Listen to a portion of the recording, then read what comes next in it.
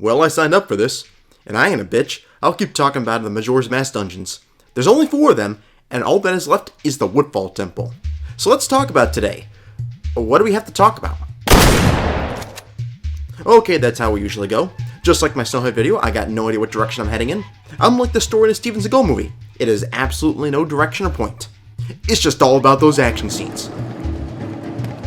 Or lack of action scenes. Actually, I think we can update this a bit. I do know something about the Woodfall Temple. Despite it being the first temple in the game, it is a surprisingly tricky temple. It's not as hard as the Great Bay Temple, or Teen's Dingling when he first sees breasts.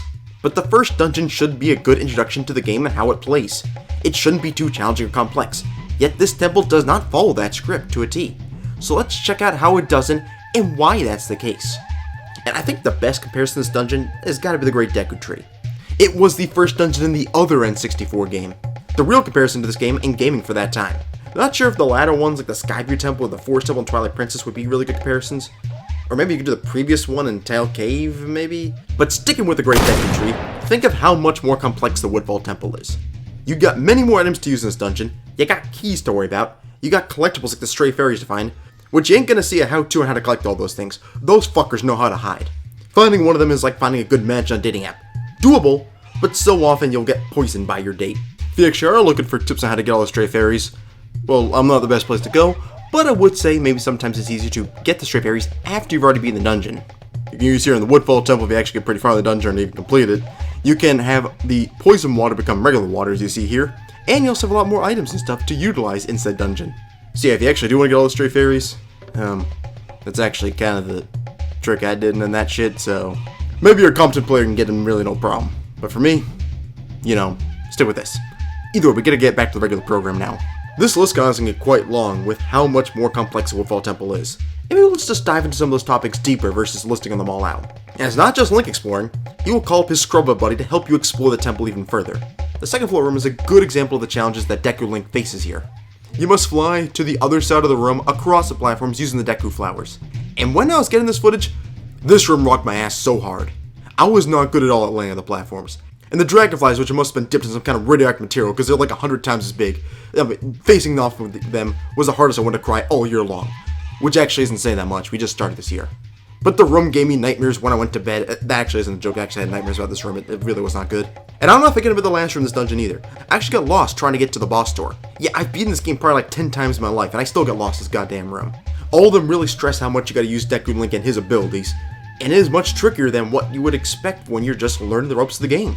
And again, I'm not meaning this dungeon is super hard, but for a first dungeon, it's not messing around. And these Deku Link rooms are just good examples of that. The mini-boss and the main boss are tough as well, or tough for first real fight standards. The lizard now breathes fire. You would hope he goes down in flames easily, but he actually pushed that onto you. The Geico Gecko is rather annoying since he teamed up with the turtles from Finding Nemo. So give me some fin. Noggin. Dude.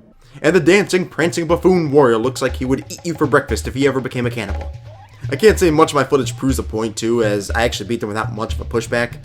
I have 18 reinforced hearts and the best sword, so they didn't really stand much of a chance. But you typically face them with 3 hearts and the starter sword. Much trickier. I made a video about how Goma was questionably too easy.